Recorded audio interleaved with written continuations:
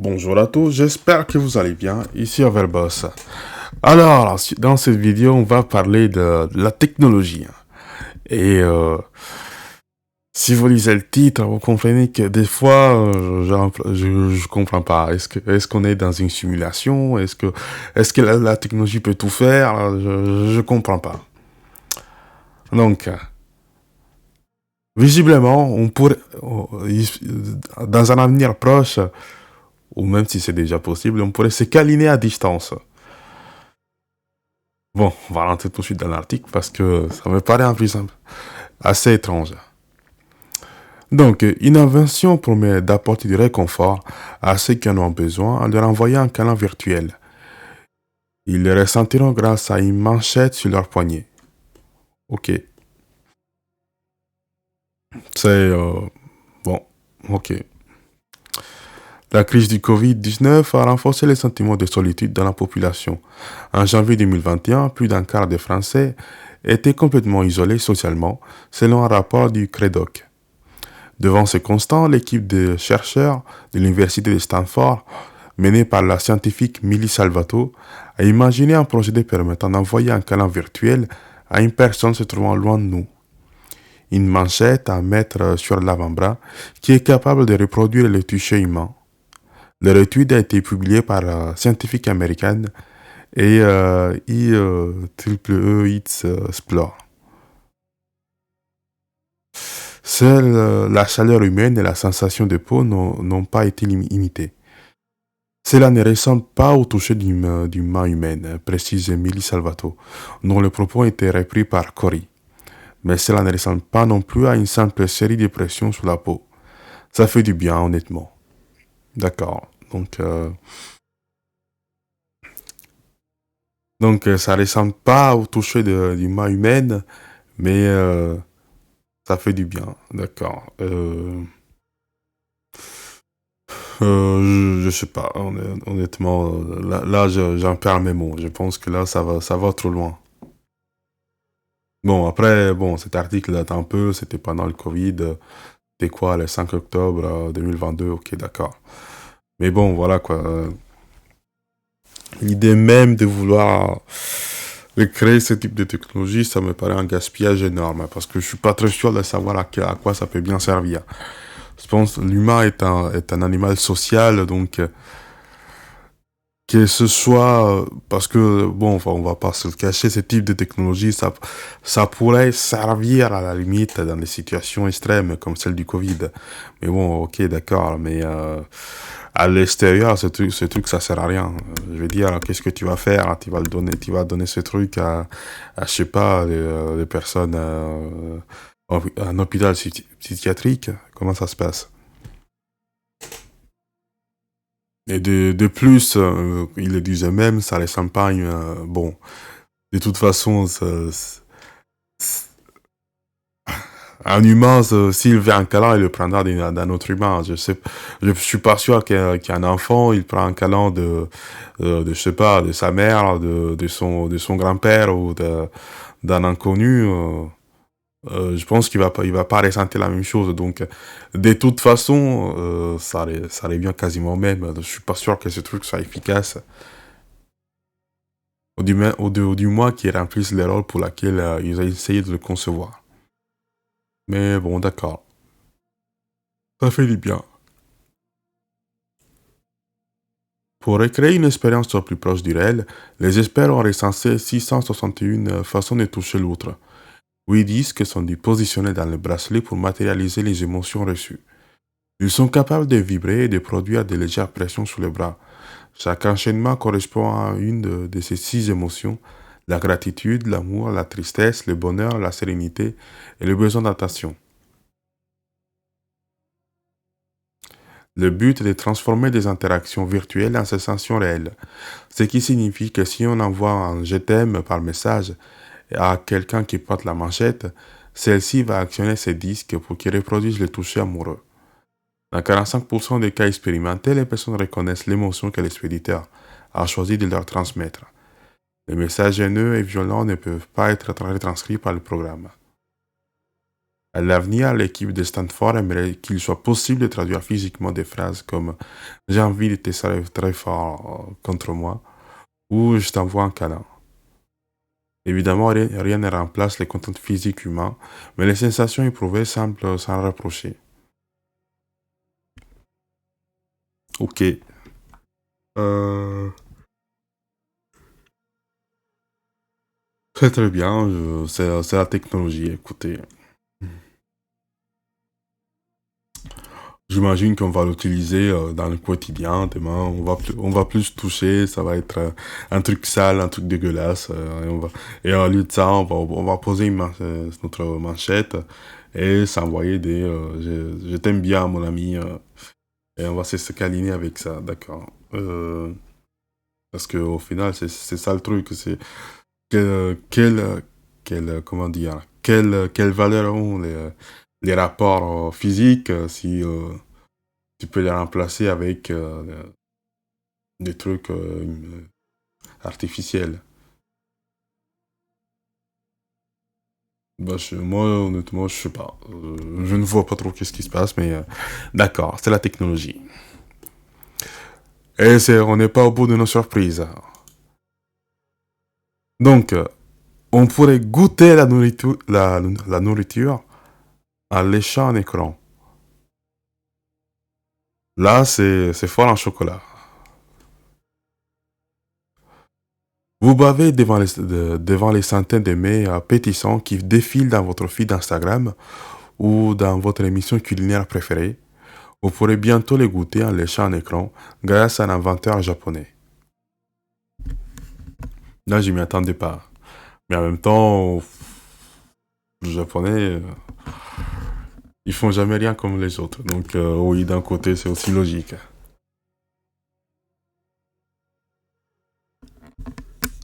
Ome Miyashita détient-il le remède à toutes nos frustrations? À l'occasion d'une conférence à l'université Meiji à Tokyo, le savant a présenté une invention pour le moins surprenante, le premier écran à lécher au monde, qui recrée instantanément les saveurs de ce que vous regardez. Baptisé Test TV, l'écran sera recouvert d'un film hygiénique jetable à changer lors de chaque expérience, rapporte Slate. Bon, au moins ça. Au moins, parce que si ça aurait été un iPhone normal, sans rien du tout, ça aurait été triste. T'imagines, tous les jours, t'as envie de goûter un truc. Tu lèches ton écran, t'as des milliers de microbes. Déjà, le Covid est passé par là. En plus, t'as des milliers de microbes en plus. Ça fait pas du bien. Le dispositif, tout droit sorti d'un film de science-fiction, permet de générer des arômes au contact de la langue et opère via un fonctionnement liant gels spéciaux et courant électrique. Et le pire, c'est que ça fonctionne. Devant les journalistes, une étudiante a pu tester le fameux dispositif. Elle a alors léché l'écran et perçu un goût se rapprochant du celui du chocolat au lait. Perplexe mais conquise, elle a ensuite précisé que c'était doux comme une sauce au chocolat. À nos confrères de Reuters. Ok.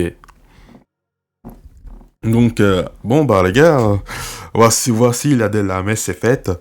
Je pense que vous en souvenez, mais il y a quelques semaines, quelques mois même, on pourrait commencer à dire, l'Union européenne a autorisé la vente d'insectes dans les magasins, dans nos produits, et même que certains fournisseurs n'étaient pas obligés de le spécifier.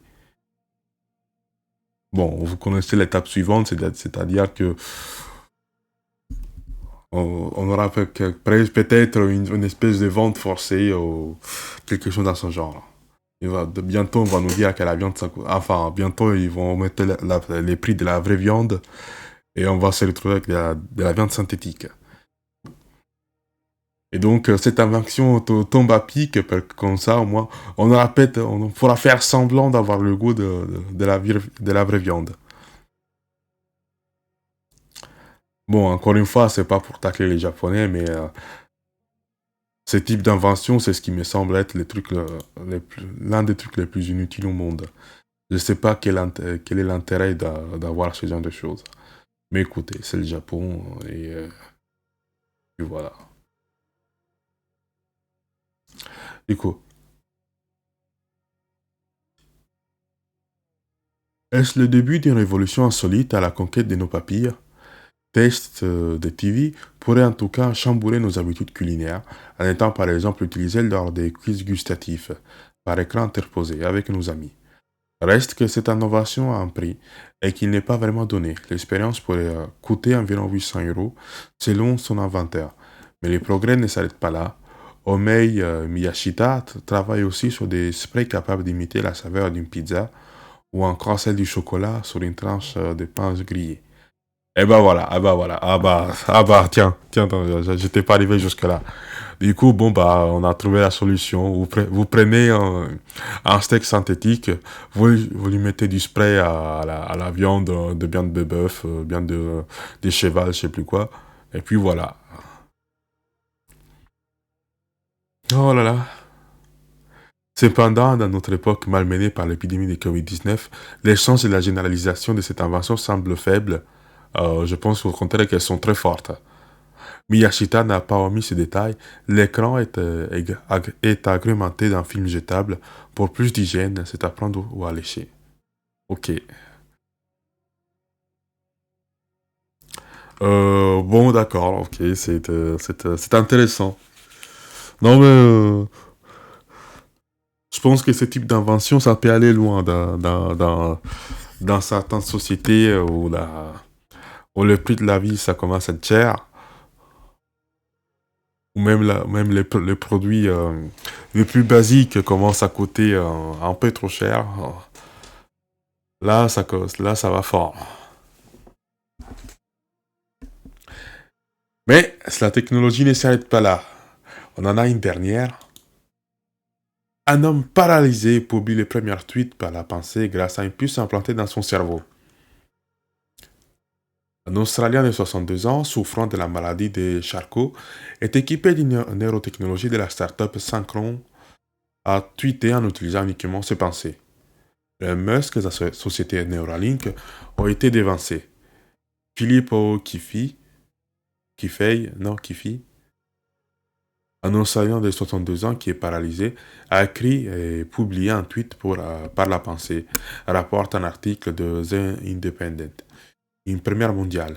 L'homme qui souffre de sclérose latérale amyotrophique, plus connu sous le nom de la maladie de Charcot, a été équipé du dispositif Stentrode développé par la start-up spécialisée en neurotechnologie Synchron.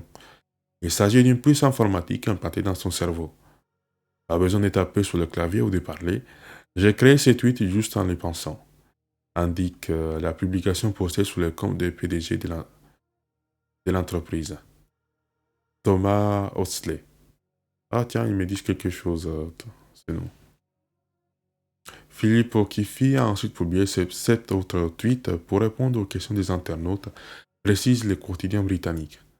J'espère que je suis en train d'ouvrir la voie pour que tout le monde puisse tweeter par la pensée, déclare notamment les septuagénaires.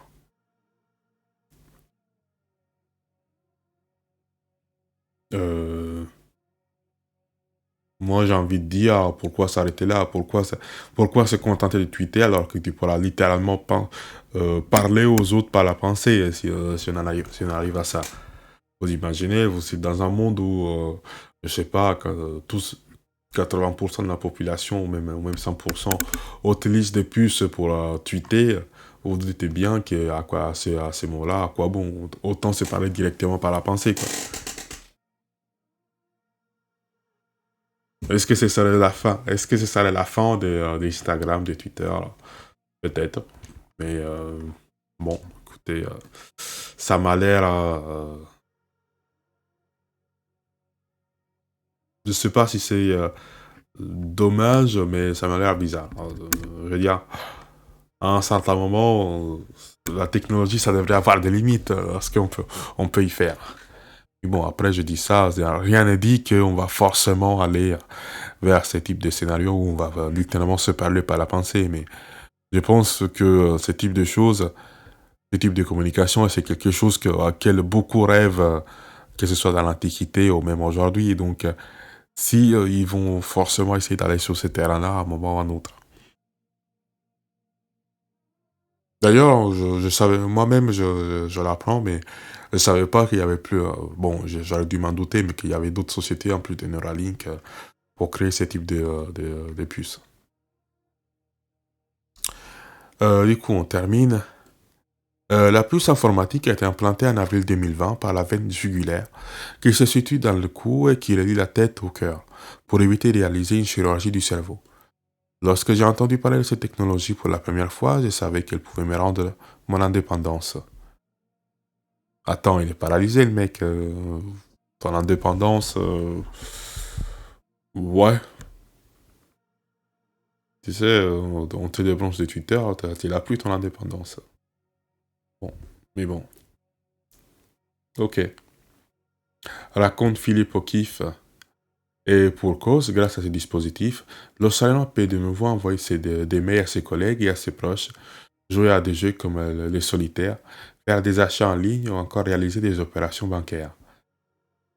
Il a simplement besoin de penser à l'endroit de l'ordinateur sur lequel il veut cliquer. Et attends. Ah, c'est le monde de demain, ça. Ah, d'accord, D'accord. En fait, non, je me suis trompé. À ce point-là, c'est même plus, on peut même plus besoin de communiquer par la pensée. En fait, vous combinez ça avec le métavers, c'est bon, c'est fini.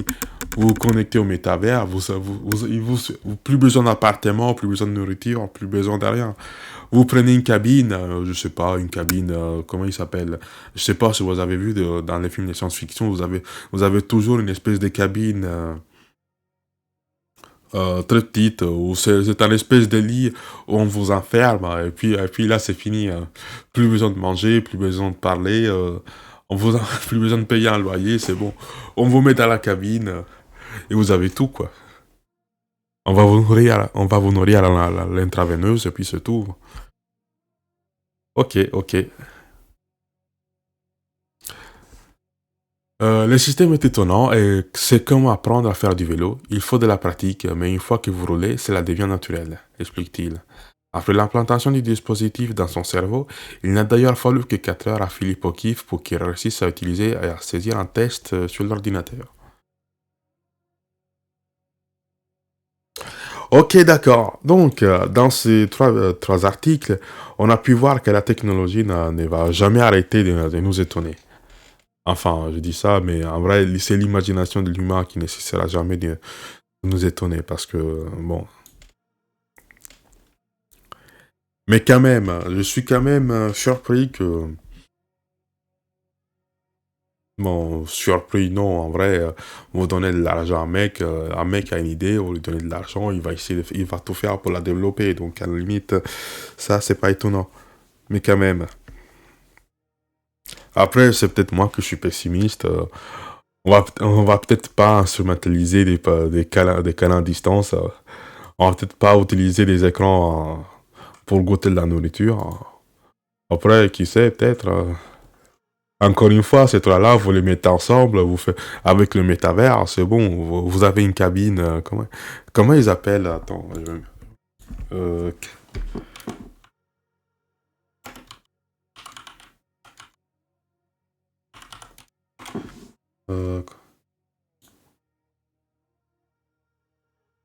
euh, non, attends.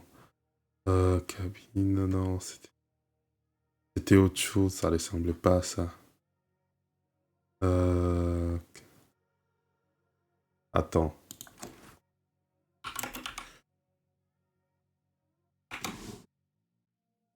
Attends.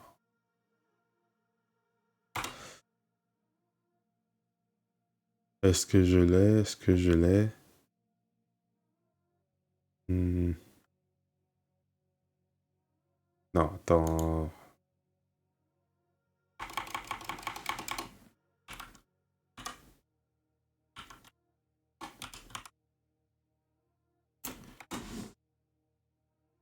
Voilà, ce type de cabine. Ouais, voilà.